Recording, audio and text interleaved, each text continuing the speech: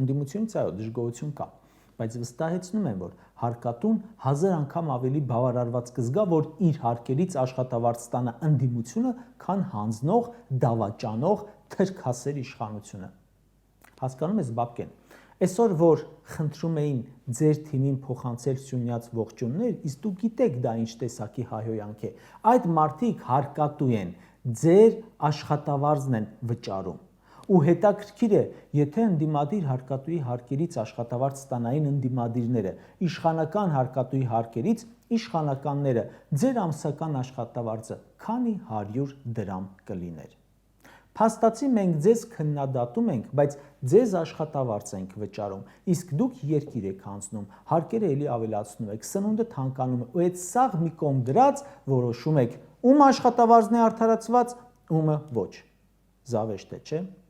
Աշխատավարձ եք ստանում, հարստանում եք, գոնե ձեն մի հանեք, սուս ու փուս փող աշխատեք էլի, ինչ եք անընդհատ բզբզում,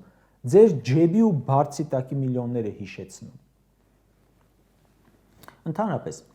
ԿՊԱ-կանների ելույթները բացի նրանից, որ պոպուլիզմ են, դեմագոգիա են, մանիպուլյացիա են, ֆեյք են, խեղաթյուրում են, հաճախ նաև զավեշտ են։ Բաներից են խոսում, որից ընդհանրապես պետք է լռեն, կիլոմետրով հեռու մնան այդ թեմաներից։